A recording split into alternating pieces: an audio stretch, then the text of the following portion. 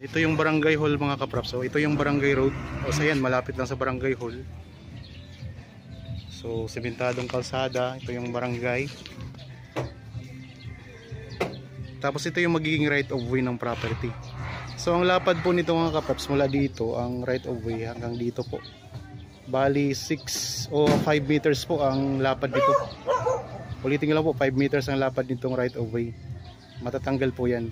Tapos ang layo po ng property sa dito mula sa kalsada ay 10 metro lang. Yan na po mismo ang property. Itong may yun. Yan, kasama na po ito.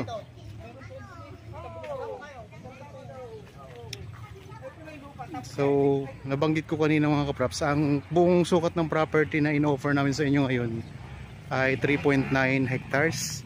May sako po na palayan na 1.5 1.6 hectares na palayan. So 1.5 hectares na palayan. Tapos 2.4 hectares yung may mga tanim na mga prutas. So ito yung pinaka ano. Ito yung pinaka boundary niya.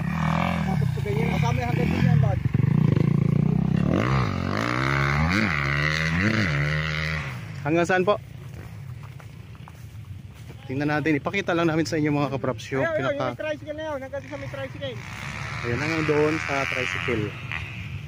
I-zoom in lang natin. May tricycle na yan mga kapraps yan. Yan yung sakop niya.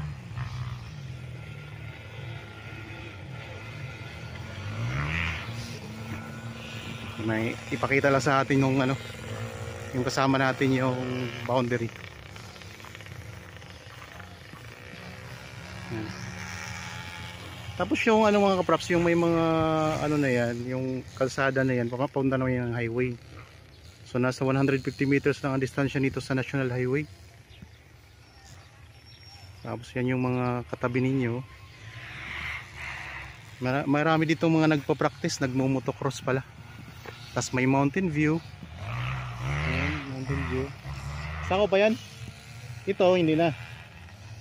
So yun. Alin po dyan ang sakop na palayan? Ganito, sakop at puto na palayan mga kapraps. Ito yung views. Makikita natin.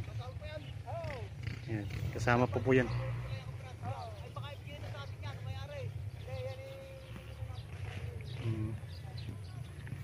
Ito, sako pa to no? So sako pa po yan mga kapraps. May mga ano, may mga tanim na ornamental bamboo. Tara, doon na tayo kuya, balik tayo doon. Ang ating motor.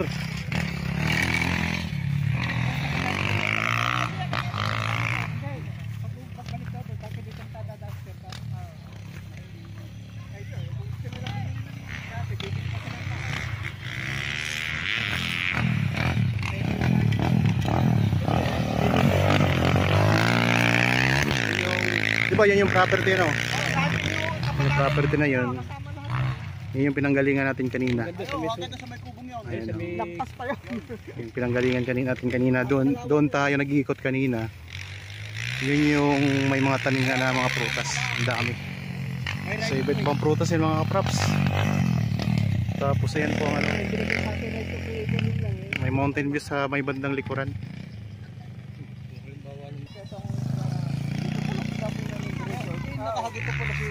So dikit na dikit lang pala to sa kalsada mga kapraps. Ano lang, 10 metro lang ang layo sa barangay road. 10 metro lang ang layo sa barangay road no? Oo, 10 metro lang. Mayroon ng linya ng kuryente, mayroon ng source ng tubig. May linya ng kuryente oh. Oo. May lark dyan. May lark pati. May... Ano yung lark? Yung Laguna Water. Ah, yun, Laguna Water. Tubig ng commerce. Source ng tubig.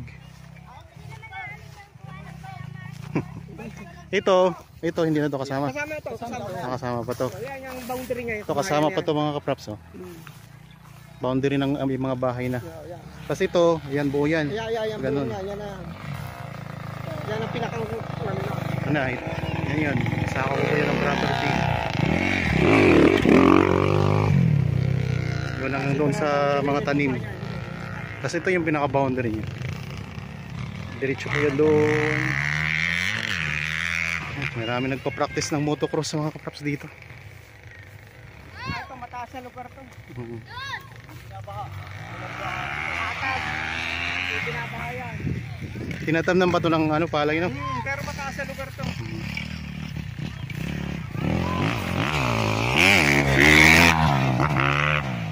Kung dinadaanan natin ngayon ay sakop to ng property mga kapraps ha.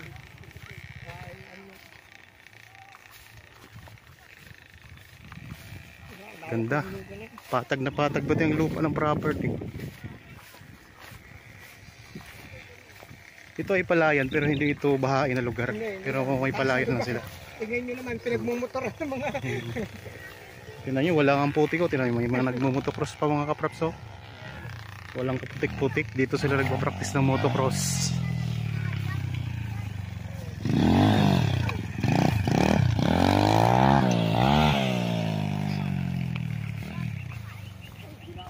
Tapos ito na. Ito na yung may mga tanim na mga prutas mga kapraps. 2 point ano yan eh, 2.4 yung may nyugan. So ayan po. Ito yung sakop na palayan, 1.5 hectares. Tapos ito naman po yung may mga tanim na prutas na.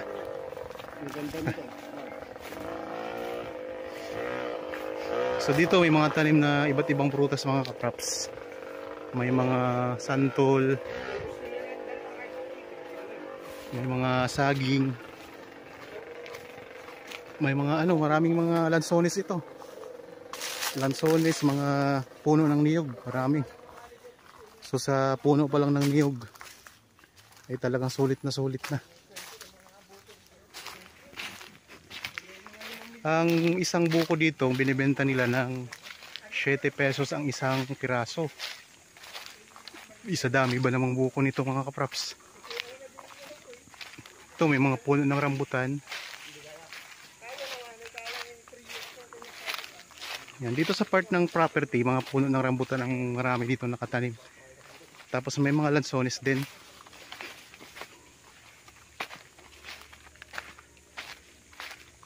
Ang daming lansones mga kapraps dito.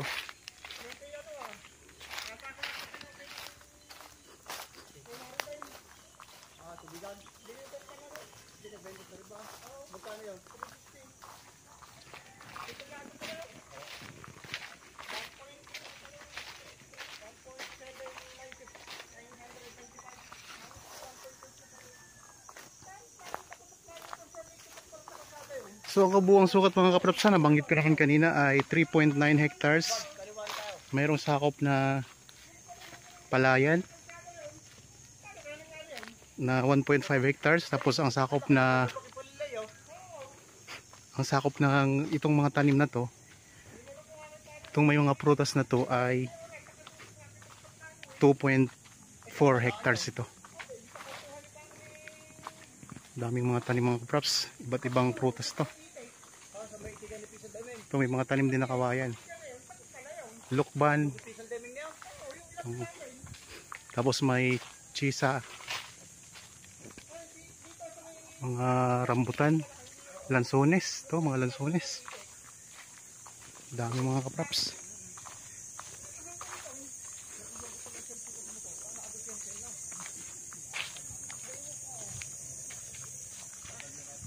So kung interested po kayo, pwede kayo mag-chat sa amin o kayo tumawag para malaman nyo po ang iba pang detalye nitong property. So meron ng right of way. Ang layo nito sa National Highway ay 150 meters lang. So ano pang hinihintay nyo mga kapraps? Pwede nyo itong i-subdivide kasi malawak na lupa. Hindi nakasama yan. So hindi, hanggang dito na lang no? So hanggang dito na lang po ang pinaka-boundary niya. Tapos doon. Ano kaya session? Nandito? Oh, nandun. Yan, pinaka-boundary. So ito yung pinaka-boundary niya mga kapraps. Yan, diretso po doon.